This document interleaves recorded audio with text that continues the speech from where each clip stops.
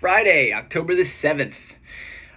Here's a video of me talking about a workout after having done it yesterday, not having done it 5 minutes ago. So that's kind of nice. Let's break down today's programming. First, though, we have our complex. Whereas the snatch work that we did on Monday is something that you likely have not done before. At least a large percentage of our classes had not done that particular thing, especially the hip snatch. This is more of a complex that you've seen before for the clean and jerk.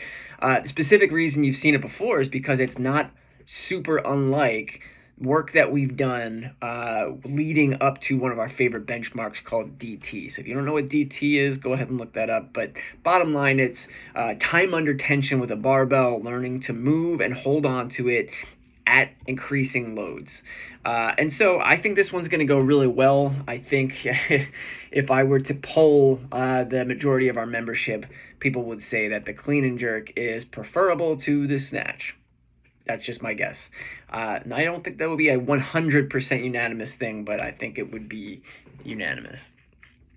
All right, the WOD.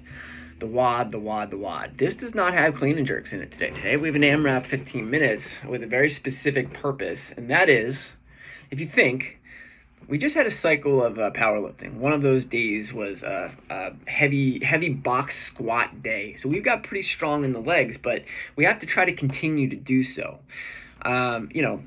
Being strong, being bipedal animals, we always want to be growing our leg muscles. If not growing them, then at least maintaining and using our legs, building up that strength. You will have an opportunity to do that as we ramp a little bit with the snatch work and the clean and jerk work, but we're going to leave those complexes at low enough volumes that I don't think we can accurately call that stuff leg strength building. So leg strength building may at times have to come in via a WOD, and really walking lunges are going to do that for us.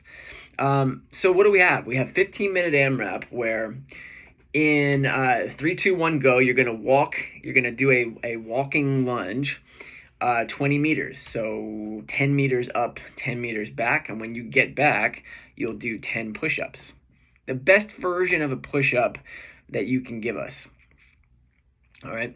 And then that's one round. You'll get back up and do 20 more meters of walking lunge steps, and then, back again and do your push-ups. And that's all it is. This is a couplet.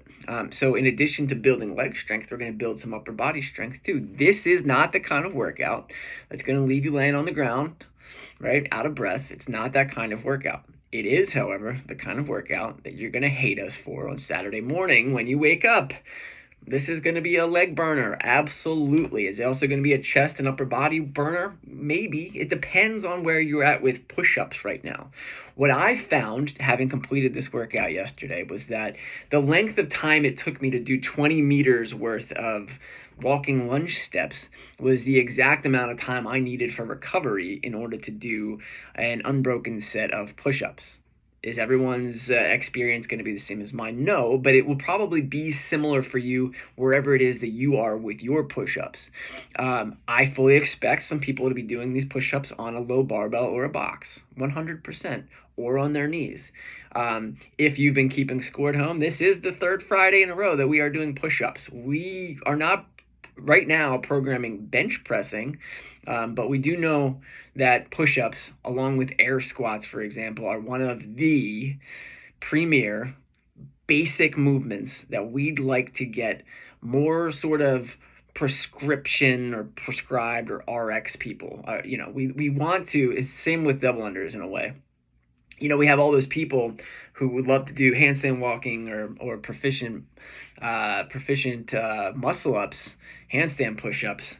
But, at the end of the day, we claim to be functional, and we are. I would much prefer to have a full class of 100% people doing perfect push-ups and perfect air squats and perfect strict pull-ups. That's a pipe dream probably, but that's the kind of thing that is more important to us than the gymnastic skills, even though those are fun.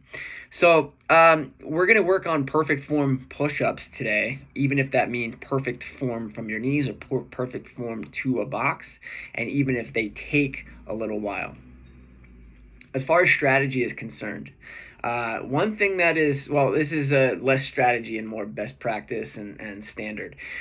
Every single set of, or beginning set of walking lunge steps will begin behind the line. So your first step was both feet are behind the line, and then start your steps. The last step in a 10-meter length is fully stepped over the end line, and then stand up, bring your feet together over the line before turning around and coming back.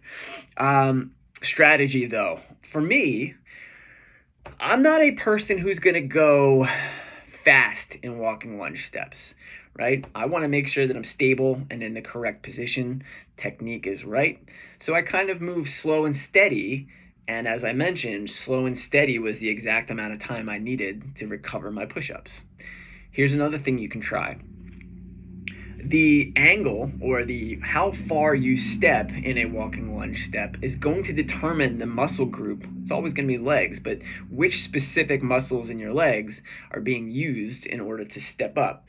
So one way to think of that is if I go narrower in my lunge steps, in other words, smaller steps, then I'm going to use a little bit more quad. And if I try to take a giant step, you're going to feel that a little bit more in your hamstrings.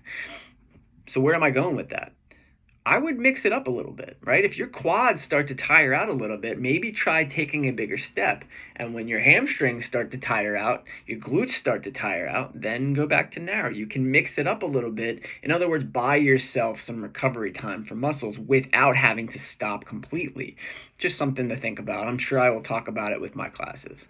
Okay, so it's an interesting day, right? Again, you're not going to end the workout on, splayed out on the ground, but you are going to say, well, damn, my legs are really sore. I will hear commentary about inability to walk upstairs. We're not going to do a ton of squatting on Saturday, so just know that now. All right, guys, enjoy this one the best you can. Bye.